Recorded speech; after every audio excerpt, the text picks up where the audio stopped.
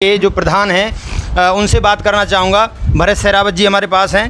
तो भरत सहरावत जी, ये जो पंचायत हुई है इसका मुख्य उद्देश्य आपका क्या रहा और क्या आपको उम्मीद है इससे? ऐसा है, हमने 25 और 30 गांवों में निमंत्रण भेजा था, जो सभी किसान भाई यहां पर आए और जो हमारी मुख्य 3 मांगे थी, केएमपी के दोनों तरफ सर्विस रोड निकाला जाए, दूसरी थी कि केएमपी के 2-2 किलोमीटर तक हमारी सीएलयू को हटाया जाए और तीसरी मांग थी कि 25 गांवों का कलेक्टर रेट को बढ़ाया जाए, जो कि कई सालों से नहीं बढ़ रहा है और 27 दो और जुड़वा दिए हैं। तो ऐसा है, सभी यहाँ 25-30 गांवों ने, जो भी यहाँ पर इलाके के जिम्मेदार आदमी और जो भी पंच हैं, किसान भाई हैं, उन्होंने एक कमेटी का गठन किया है और अगले शनिवार को विधायक जी से मिलने का टाइम लिया है और हमारी जो यहाँ पर कमेटी नियुक्त हुई है वो विधायक जी से शनिवार को 9 बजे मिलने का कार्य करेगी। उसी के बाद आगे की जो रूपरेखा बनेगी हम आपको उसके बारे में जब ही बता पाए। बैठे हैं गांव रतीपुर में, जो कि ज़िला पलवल में पड़ता है, और आज यहाँ पे एक बहुत ही बड़ी पंचायत का आयोजन किया गया था, जिसके प्रधान थे हमारे भरत सहरावत जी। उन्होंने इस पंचायत का आयोजन किया है और यहाँ पे लगभग 500 की संख्या में लोग एकत्रित हुए थे, जो कि भिन्न भिन्न गांवों से आए थे और उनकी क्या समस्या थी, किस मकसद को लेकर वो यहाँ पे उपस्थित हुए थे, हम जानते हैं यहाँ की बैठी हुई सरदारी से। तो आइए हम बात करते हैं। बाबू जी, नाम क्या है आपका? चौधरी सहजराम सहरावत। चौधरी सहजराम जी। बाबू जी, किस मकसद से आप यहाँ पे आए थे? हम आए हैं कि हमारे इलाके की एक मांग है 3 जी, कि हमारे यहाँ का कलेक्टर रेट बढ़ाया जाए जी, और हमारे केएमपी के साथ साथ दोनों तरफ के सर्विस रोड बनाए जाएं, और तीसरी और हमारे यहाँ से सीएलयू को हटाया जाए, जिससे कि हमारे यहाँ पे कोई कंपनी लग सके, कोई उद्योग लग सके, कोई यार्ड लग सके, हमारे बच्चों को रोज़गार मिले और हमारे इलाके का विकास हो सके। अच्छा, ये जो पंचायत आपने करी है, क्या इसके बारे में हमारे प्रतिनिधि जो हैं सरकार के, हमारे प्रवीण डागर जी हैं विधायक हतीन से, और जो हमारे सांसद जी हैं कृष्णपाल गुर्जर जी, क्या उनको भी आपने इसमें आमंत्रित किया था? हाँ, किया था जी, आमंत्रित किया था। उपस्थिति यहाँ पे हो पाई है? उनकी उपस्थिति यहाँ पे नहीं है। हमारे विधायक जी का जो है ना नेतृत्व करने के लिए उसके छोटे भाई सतीश डागर जी यहाँ उपस्थित हुए हैं और उन्होंने हमारे समाज को आश्वासन दिया है कि सरकार की तरफ से जो भी आगे बढ़ने की हमारी कामयाब होगी, हम उसके साथ रहेंगे। कितने दिन से आप ये ऐसा प्रयास कर रहे हैं कि आपकी जो समस्याएं ये पूरी करी जाएं? करीब 6 महीने हो गए हैं कि ये समस्याएं हमारी पूरी करी जाएं, और अब जब 6 महीने से हमारा कोई सुनवाई कहीं नहीं हुई तो हमने फिर निर्णय लिया कि हम 25 गाँव के इकट्ठे बैठा के हम अपनी पंचायत करें और सरकार से अपनी मांग रखें। आपको क्या उम्मीद है प्रधान जी कि ये समस्याएं आपकी पूरी हो पाएंगी? क्योंकि आज़ादी के बाद से लगभग आज 77 साल पूरे हो गए हैं और ये किसान उसी समय से आज भी परेशानी में है, कर्जे में है, और ये बहुत सारी ऐसी समस्याएं हैं जो पूरी नहीं हो पा रही हैं। क्या आपको उम्मीद है बीजेपी सरकार से कि ये इन वादों पर पूरा उतर पाएगी? ऐसा है कि इससे पूर्व में जो है ना, हमने यहाँ एक डागरपाल में आंदोलन किया था, जिसमें हमने कट के विषय में पंचायत की थी और उसमें आंदोलन कम से करीब 42 से 43 दिन चला था और सरकार ने हमारी बात सुनी। और हम आज भी सरकार से उम्मीद करते हैं कि हम सरकार के खिलाफ नहीं हैं, हम सरकार के साथ थे और सरकार के साथ हैं और सरकार हमारा ये काम पूरा करेगी। उस कंडीशन में अगर आपकी, क्योंकि अब आपके इलेक्शन नज़दीक आ रहे हैं, हो सकता है सरकार आपको ऐसे लुभावने वादे करके चली जाए और ये आपके काम ना हो पाएँ, तो उसके बारे में आपने क्या रणनीति बनाई है? हमारी ये रणनीति है, पहली बात हमें विश्वास है कि सरकार हमारा काम करेगी, लेकिन अगर चुनाव की बात आती है तो चुनाव से पहले हम चाहते हैं कि सरकार हमारा काम करे, वरना 2024 में फिर सरकार से जो होगा वो करेंगे जी, वो देखेंगे। और हमारे यहाँ पे और भी गाँवों से, कई गाँवों से यहाँ पे मौजूद लोग आए हैं, हम उनसे भी बात करने की कोशिश करेंगे।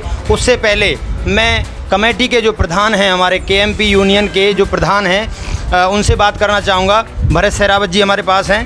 तो भरत सहरावत जी, ये जो पंचायत हुई है इसका मुख्य उद्देश्य आपका क्या रहा और क्या आपको उम्मीद है इससे?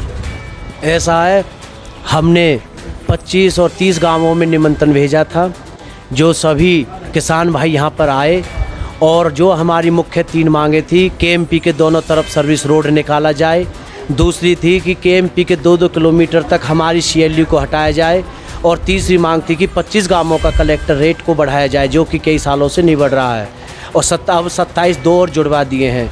तो ऐसा है, सभी यहाँ 25 आज यहाँ राधा कृष्ण मंदिर रतीपुर में जो पंचायत किसान पंचायत का आयोजन भरत सहरावत जी के नेतृत्व में किया गया, उसमें हम अपने इलाके के 27 गांवों के जो हैं पड़ते हैं, उनकी विशेषतर जो मुख्य मांगे हैं, एक तो केएमपी रोड जो हमारे खेतों के बीच में से निकला हुआ है, उसके दोनों तरफ सर्विस रोड बनाने की। कलेक्टर रेट हमारे 27 गांवों का बहुत कम है। आगे आने वाले समय में सरकार यहाँ पंचगांव बसाने की योजना बना रही है या कुछ और बनाने की योजना बना रही है। अगर हमारे इसी कलेक्टर रेट पे अगर हमारे ज़मीन एक्वायर होती है तो हमारे किसान भाइयों को हमें कुछ भी यहाँ पर प्राप्त नहीं होगा। उस पैसे से हम, अगर कलेक्टर रेट बढ़ता है तो कहीं दूसरी जगह हम ज़मीन भी खरीद सकते हैं और भी कर सकते हैं। तीसरी हमारी मांग CLE और NOC की है कि भी अगर ये चीज़ें हट जाती हैं तो हमारे यहाँ पर उद्योग धंधे स्थापित होंगे, कारखाने आएंगी, बड़ी बड़ी फैक्ट्री आएंगी, हमारे यहाँ के बच्चों को रोज़गार मिलेगा। यहाँ इस पंचायत का काफ़ी लोग यहाँ एकत्रित हुए, लगभग 500 की संख्या में यहाँ एकत्रित लोग हुए। सभी ने एक ध्वनि मत से एक प्रस्ताव पास किया है कि भाई एक 31 आदमियों की कमेटी बनाई जाए, जो कमेटी पहले सरकार के सामने मांग रखेगी, पहले अपने स्थानीय विधायक से मिले, फिर उसके बाद माननीय मंत्री कृष्णपाल गुर्जर जी से मिलेगी। अगर कोई हमें आश्वासन नहीं मिलता है तो आगे की आंदोलन की रूपरेखा हो, चाहे किसी भी तरह की हमें मांग करनी पड़े, हम कमेटी के नेतृत्व में और अपने इलाके की सरदारी के नेतृत्व में आगे का जो भी रूपरेखा होगी उसे तैयार करेंगे। इसी मांगों के विचारे में आज इस पंचायत का आयोजन किया गया था। मास्टर जी, एक और बात, क्योंकि पहले आप अध्यापक हो और अध्यापक होने के नाते मैं आपसे ये सवाल कर रहा हूँ, नैतिक सवाल है, अब आप राजनीति में भी हो, ये जो पंचायत हुई है, कहीं सरकार और विपक्ष के लोग इस पे कोई राजनीति तो नहीं करेंगे? भाई जी, इस बारे में हमने अभी मंच के माध्यम से पिछली बार भी कहा था और आज भी कह रहे हैं कि ये पंचायत कोई राजनीतिक मंच और राजनीतिक अखाड़ा नहीं है।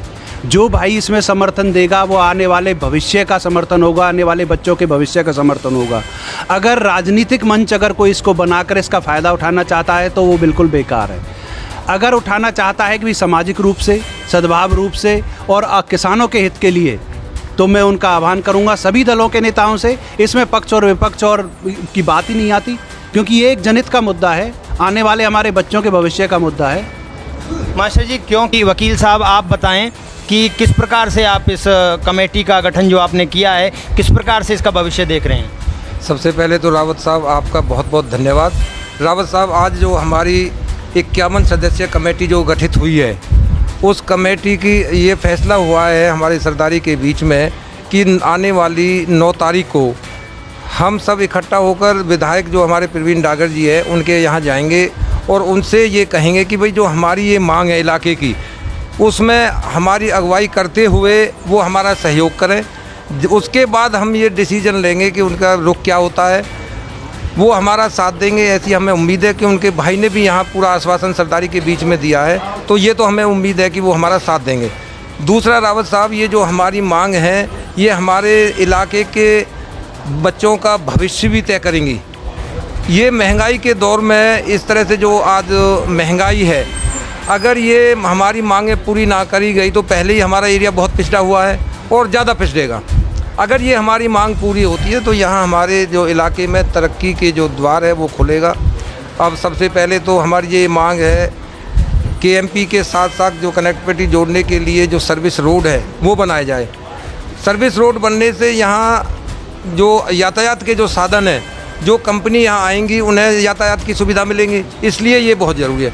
दूसरा, CLU की, अगर यहाँ KMP के दोनों तरफ 2-2 किलोमीटर CLU की जो ये प्रॉब्लम है, अगर ये ख़त्म हो जाए तो अपने आप जो यहाँ पर उद्योग लगेंगे तो हमारी ज़मीनों की कीमत बढ़ेगी, हमारे बच्चों को रोज़गार मिलेगा, ये बहुत ज़रूरी है। और तीसरी मांग हमारी है कलेक्टर रेट बढ़ाने की।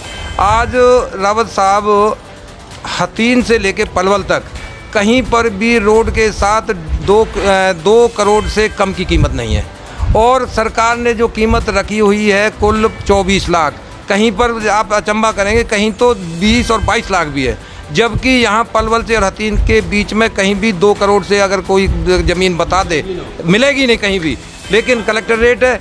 तो हम तो ये सरकार से ये मांग करेंगे कि हमारा ये कलेक्टर रेट बढ़ाया जाए और हमारी मांग पूरी की जाए। अगर सरकार ने हमारी ये मांग पूरी नहीं की, उसके बाद हम मजबूर होंगे धरना प्रदर्शन, सरकार की आलोचना भी करेंगे। हालांकि हमारा ये जो मंच है राजनीतिक मंच नहीं है, किसानों का मंच है, फिर भी अगर हमारी मांग पूरी नहीं करी, सरकार ने हमारी बात नहीं सुनी, तो हम सभी जो विपक्ष के नेता उनसे भी संपर्क करेंगे। वकील साहब, एक प्रश्न और मैं आपसे करता हूं, क्योंकि हमारे देखो ये सभी किसान आपके पास बैठे हैं, ये इतने पढ़े लिखे नहीं हैं। आप पढ़े लिखे हो, आप वकील हो, आप इन बातों को समझते हो। आजकल सरकार ने बहुत सारी चीज़ें ऑनलाइन कर दी हैं और इन किसानों को आधी चीज़ों की नॉलेज है, आधी चीज़ों की नहीं है। तो आप इसमें क्या कहना चाहेंगे कि कई बार तो इनके ऑनलाइन मुआवजे नहीं मिलते हैं और कई बार इन्होंने इंश्योरेंस वगैरह जो करवाए हैं उनको सरकार नहीं दे पाती है, क्योंकि कई बार इनको भी उस चीज़ की जानकारी नहीं होती है, ये ऑनलाइन नहीं करवा पाते हैं। तो क्या ऐसा कोई प्रावधान सरकार को करना चाहिए कि जो ऑनलाइन नहीं करवा पाते हैं, आजकल तो देखो आप मंडी में अनाज भी उसका जाता है जिसका ऑनलाइन दर्ज हो जाएगा। इसमें रावत साहब ये आपने बहुत अच्छा प्रश्न किया है। ये जो ऑनलाइन का सिस्टम है, जब सरकार के पास हमारी पूरी ज़मीन का रिकॉर्ड है, पटवारी लगे हुए हैं, वो गिरदावरी करें और गिरदावरी करके वो बताएं कितना नुकसान हुआ। अगर किसी, अब हमारे ज़्यादातर किसान क्या है, अनपढ़ हैं, उन पे वो ऑनलाइन करा नहीं पाते। मेरी ख्याल में मुश्किल से 20 और 25% ऑनलाइन हो पाता है। बाकी जो 75% किसान हैं, ना तो उनका फसल जब मंडी में जाती है तो फसल नहीं बिक पाती है। दूसरा, सरकार कोई मुआवजा देना चाहती है तो वो मुआवजा नहीं देती है। अब फ़िलहाल भी आज की तारीख में भी सरकार ने जो ऑनलाइन करने का जो सिस्टम है वो बंद किया हुआ है। तो इसमें हम आगे, पहले हमारी ये मांग है, उसके बाद हमारी जो ये कमेटी है, हम इस कमेटी को भंग नहीं करेंगे। हमारी कमेटी उसके बाद भी कार्रवाई करेगी और इनका भी विरोध करेगी, या हम अपने किसानों को जागरूक करेंगे कि भाई उनका जो है ये ऑनलाइन सिस्टम, उसमें कोई सुविधा दी जाए या सरकार के जिम्मे की जाए। सरकार के पटवारी हैं, वो ऑनलाइन करें हमारी इसको। तो हम ये कहेंगे कि सरकार ही इसको ऑनलाइन करे, उसकी तस्दीक करे जो फसल बुबी हुई है। फिर ये पटवारी और गिरदावरी किस लिए है, तो हम इसका विरोध करते हैं। वकील साहब, बहुत उम्मीद है आपको आपकी जो कमेटी से और भरत सहरावत के द्वारा जो ये मेहनत करी गई है, गांव-गांव जाकर लोगों को इकट्ठा किया है, ये जो विश्वास लोगों ने दिखाया है, ये हर बार नहीं होता, क्योंकि अब इलेक्शन आ रहे हैं और ऐसा ना हो जाए कि जो इनकी मेहनत हुई है और इस पे पानी फिर जाए। नहीं रावत साहब, इसमें हम बिल्कुल भी चुप नहीं बैठेंगे, कोई कमजोरी नहीं दिखाएंगे। ये हम अपनी मांग पूरी करके, हमें इलेक्शन से कोई मतलब नहीं है। इलेक्शन, अगर इन्होंने इलेक्शन से पहले हमारी मांग पूरी नहीं की तो हम इनका इलेक्शन में भर